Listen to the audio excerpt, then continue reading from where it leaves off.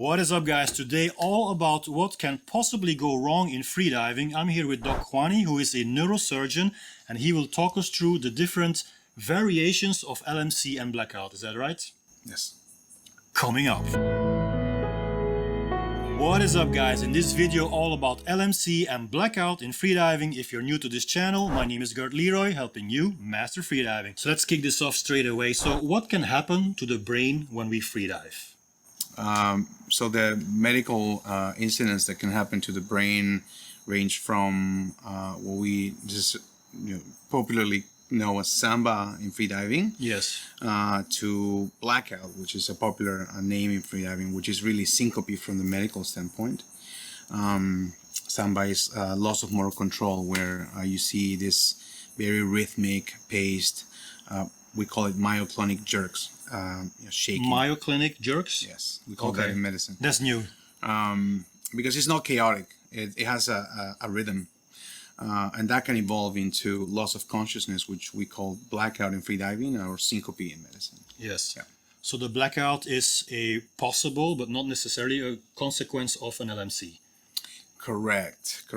From observation, which is most of the clinical observations in freediving are just purely descriptive.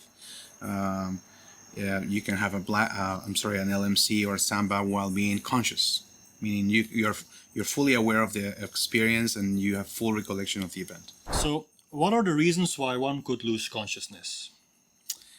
In freediving, the most common explanation is hypoxia, which is decreasing oxygen saturation in your blood, and therefore brain is getting less oxygen. Okay. One of the most important fuels for neuronal function, brain cell function. One cause for loss of consciousness is, as I said, hypoxia. Another cause of loss of consciousness is, for example, an occult cardiac condition like arrhythmia, like abnormal heart rhythm. Another one is, for example, which is rare, will be overpacking, when someone will be taking a final inhale and packing more air. That can compress the heart, actually, and that can not allow the heart to pump enough blood to the brain. Okay. And that can give you a loss of consciousness as well, whether in water or in dry. So it's not just holding your breath longer. No. There are other causes. Right. Am I correct saying that not all blackouts or LMCs are the same? And if that is so, what would be the difference?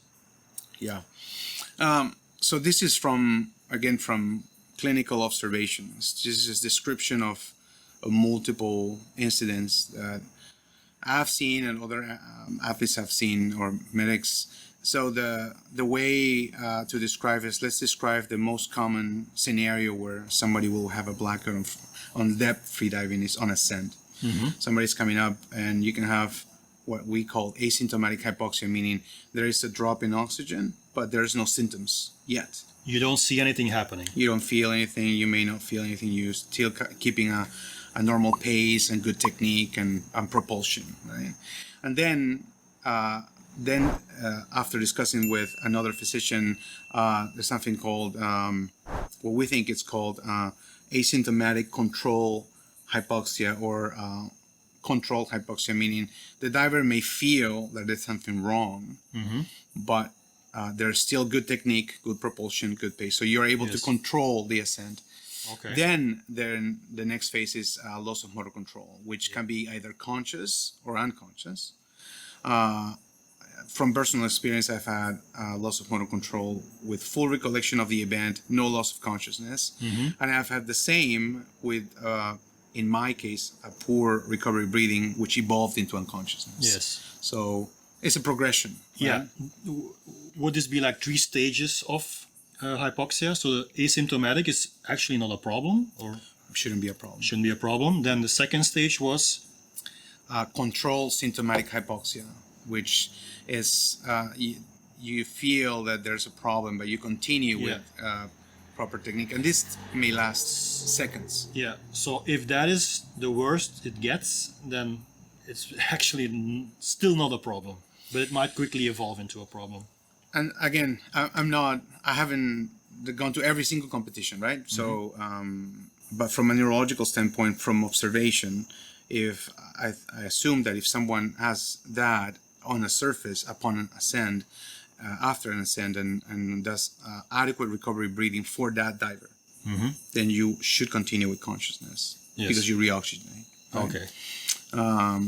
And then loss of consciousness means once you have unconscious LMC, meaning you're not conscious and you're still having the myoclonic jerks. Yeah.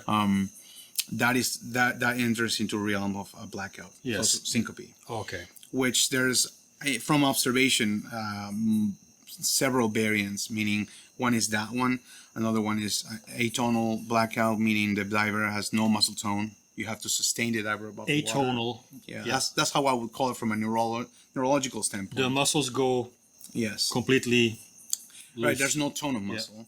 Okay. Another one would be decerebrate posture, which a diver will have hyperextension of the neck and hyperextension of the arm. We've seen that. Yeah. Right, with trismus or without trismus, meaning the contraction of the masseter muscle here. So it will be difficult to open the airway, right? And the other one will be a prolonged hypoxia blackout, meaning diver will have a poor recovery for whatever reason, and then the loss of consciousness will linger more, not like a couple minutes, but more like 5 minutes or more. Okay. So there will be altered mental status for longer than expected, right? So again, it's a big spectrum, Yes. and it's a very interesting from the neurological standpoint because it's new. Okay. So what can make you more prone to LMC or blackout? So in general terms, from the medical standpoint, several things can happen that can make you more prone for that. Putting yourself to those physiological changes in depth diving. For one of them will be dehydration. Okay. Right? Yeah. Dehydration. If you don't have a good hydration status, then your diaphragm reflex won't be effective to create central hypertension and increase in cerebral blood flow, etc. Cardiac arrhythmias can be triggered from electrolyte imbalances, for example, loss of potassium or too much potassium, etc. Anemia, loss of hemoglobin and hematocrit. If somebody's losing blood or doesn't have adequate intake of iron, for example, that is a potential risk factor for loss of consciousness.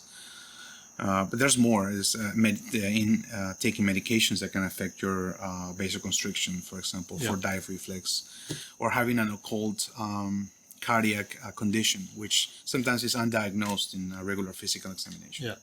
So sometimes a blackout can come as a surprise to a diver, and maybe that is due to one of those risk factors. Yeah. I mean that can be the trigger to look more into what's the reason. Okay.